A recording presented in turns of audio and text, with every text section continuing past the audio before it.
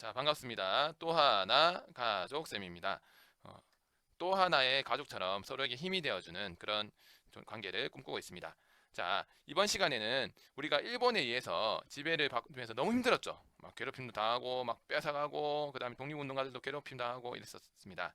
근데 드디어 이제 일본이 물러갔습니다. 아싸! 이제 드디어 일본이 물러갔습니다. 이제 친일파도 처단해야 되고, 이제 일본의 지배를 안 받아야 돼요. 광복을 맞이하게 됩니다. 이 상황에 대해서 알아볼 겁니다. 지금 뒤에 보는 사진은 광복 당시의 모습이죠. 사람들의 표정이 아주 밝아요. 네, 초등학교 5학년 사회 134에서 136쪽 내용입니다. 한번 살펴봅시다. 2-3단원 대한민국 정부의 수립과 그리고 6.25 전쟁에 대해서 알아보도록 하겠습니다. 일본이 우리를 계속 지배하고 괴롭히고 못살게 굴었습니다.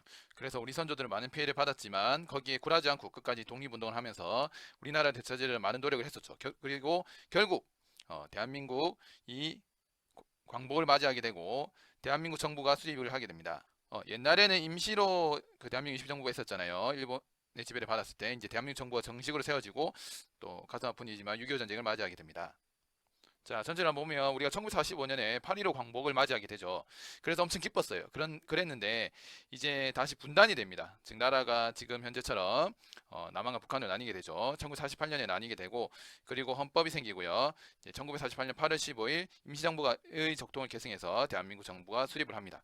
그리고 2년 뒤에 자, 우리 가슴 아픈 역사인 또 6.25 전쟁이 발발합니다.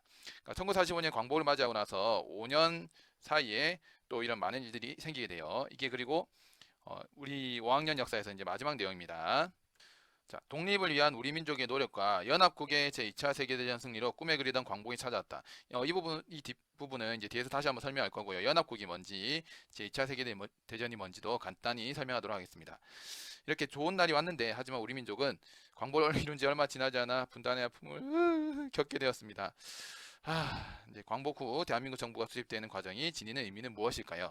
그리고 6.25 전쟁이 우리 민족에 던진 아픔과 과제는 무엇일까요?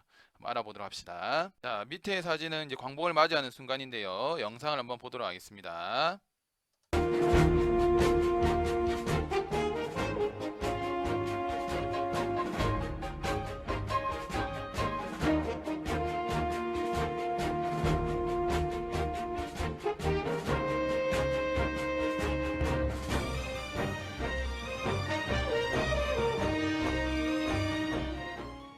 자, 이렇게 해서 이번 시간에는 8.15 광복의 과정을 한번 알아볼 겁니다. 자, 그런데 여기서 우리 용어 하나를 좀 정리하고 갈게요. 이제 광복이란 말을 쓰는 사람도 있고요. 해방이라는 말을 쓰는 사람도 있어요. 8.15 해방이란 말. 그런데 자, 용어에 대해서 해방이랑 광복의 차이가 있습니다. 어떤 차이가 있을까요? 예, 맞습니다. 네, 해방은 이제 잘못된 상태에서 이제 자유스러운 상태로 다시 회복하는 것을 말하고요. 광복이란 것은요. 여기 광자가 빛광자, 빛광자고 복은 회복하다는 뜻입니다. 그래서 빛을 다시 찾는다는 의미예요. 그래서 광복이란 것은 빼앗긴 나라를 다시 세운다라는 의미입니다. 그래서 어른들 중에도 이 해방이란 말을 쓰시는 분이 있는데 또 친구들 중에도 그런 말을 쓰는 사람이 있을 수 있는데 해방이 아니고 광복이라는 말을 써야 됩니다. 광복이란 말이 정식 용어예요. 자, 밑에 한번 볼게요. 그날이 오면 그날이 오면 삼각산이 일어나 더덩실 춤이라도 추고 한강물이 뒤집혀 용소 숨칠 그날이 오면 이 목숨이 끊기기 전에 와주기만 하량이면 나는 밤하늘에 나는 까마귀같이 종로의 인경을 머리로 들이받아 울리오리라.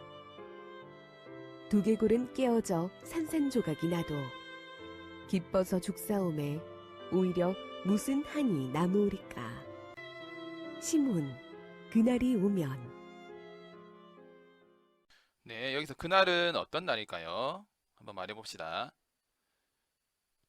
좋은 날? 운이 좋은 날, 뭐 로또 걸린 날. 예, 그날은 여기서 이제 광복을 맞이하는 날이죠. 광복. 그래서 이 시문이란 분은요.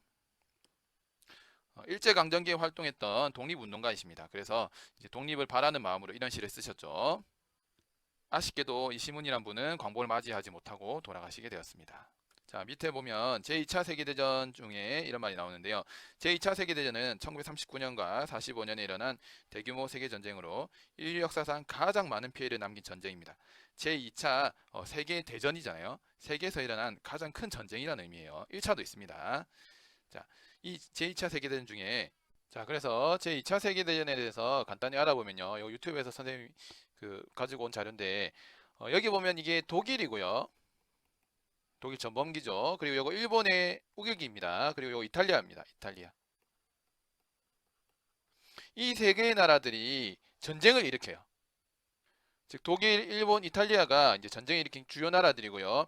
여기에 대항해서 연합군이 있습니다. 여기 보면 미국, 그 다음에 여기 있는 국기는 영국이죠. 그 다음에 여기는 지금은 없어졌지만 소련이라는 국가입니다. 지금 러시아로 바뀌었어요. 그래서 독일, 일본, 이탈리아 등 이런 나라들이 이제 전쟁을 일으켰는데 그에 대항해서 연합군인 미국, 영국, 소련 등의 연합군이 승리를 거두게 돼요. 자, 이렇게 승리를 거뒀기 때문에 이제 일본이 항복을 하게 되죠. 만약에 독일, 일본, 이탈리아가 이겼으면 우리나라는 계속 일본의 지배에서 살아야 됐을 거예요. 자, 이런 배경들을 이해하고 넘어가면 좋습니다. 그래서 이 연합국들이 국내외 독립운동가들의 끊임없는 노력을 인정하여 여러 회담에서 우리나라의 독립을 약속했죠. 우리 국내외 독립운동은 어떤 게 있냐면요. 이제 대한민국 임시정부가 있었죠. 그리고 대한광복군이 이제 무장으로 이제 일본과 계속 싸우면서 전투를 벌였습니다. 그리고 여러 가지 독립운동가들의 노력이 있었기 때문에 우리나라의 독립을 약속한 거예요. 그리고 다른 연합국이 전쟁에 승리하면서 우리나라는 1945년 8월 15일에 광복을 맞이하게 됩니다. 자, 이전부터 독립운동가들은 광복 이후의 나라를 고민했습니다. 그래서 대한민국 임시정부도 만들었죠. 대한민국 임시정부는 건국의 원칙을 발표했고 국내에서도 건국을 준비하는 단체가 만들어져 치안과 질서를 유지하고자 노력을 했습니다. 자, 밑에 사진을 보면 광복을 맞이해 만세를 부르는 사람들의 모습이 나오죠. 표정이 보면 이렇게 기쁜 모습들을 볼 수가 있습니다. 자, 영상을 한번 볼게요.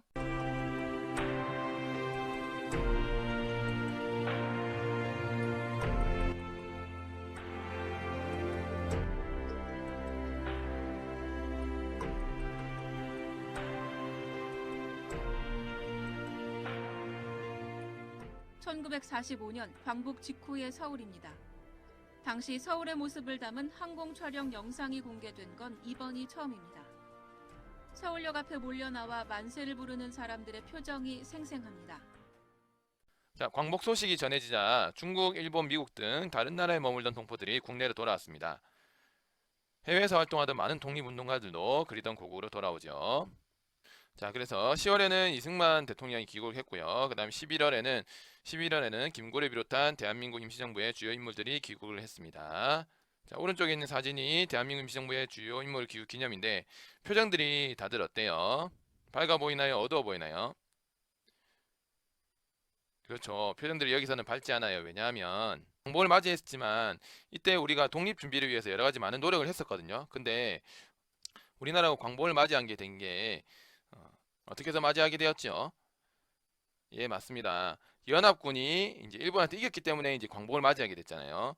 근데 여기 대한민국 임시정부에서도 독립을 하기 위해서 여러 준비를 하고 있었거든요. 근데 일본이 그러니까 연합군에서 항복해서 독립을 하게 되는 바람에 나중에 이제 우리가 독립을 하고 나서 우리나라의 입지가 약해져요. 독립국으로서. 그게 나중에 가슴 아픈 결과 이제 분단과도 관련이 됩니다. 우리나라가 반으로 나뉘게 된 것도 이런 것과 좀 관련이 있게 돼요. 그래서 이제 대한민국 임시정부에서도 군대를 준비하고 독립을 해서 준비를 했지만 그걸 실제로 이제 준비하고 있었는데 일본이 항복을 그냥 해버렸어요. 그러다 보니까 나중에 독립을 해서 우리나라 힘이 약해질 것을 우려를 했죠. 여러 가지 정치적, 경제적 혼란이 있었지만 우리 민족은 독립된 국가를 만들고자 다양한 노력을 기울였다는 거 기억해 두도록 합니다. 고향을 떠났던 한국인들이 일본에서 귀환하고 있다. 부산항에서 하선하는 모습이다. 한국에서 여자근로 정신대로 끌려온 8살에서 14살의 소녀들이 일본 규슈 하카타에서 귀국을 앞두고 촬영한 사진이다. 사진 오른쪽 소녀가 들고 있는 현수막에는 귀한 전라북도 여자근로 정신대라고 적혀 있다. 중국에서 돌아온 한국인들이 인천항에 도착한 모습이다. 일본에서 머무르다 해방 소식에 고국으로 귀환하려고 선착장으로 온 국민이 배를 기다리고 있다. 자, 이렇게 국민들이 다시 돌아오게 되고 일본이 항복하고 우리나라가 광복을 맞은 날에 사람들의 마음은 어땠을까요? 여러분들이라면 기분이 좋았을까요? 나빴을까요? 네, 아주 좋았겠죠. 한번 적어볼까요?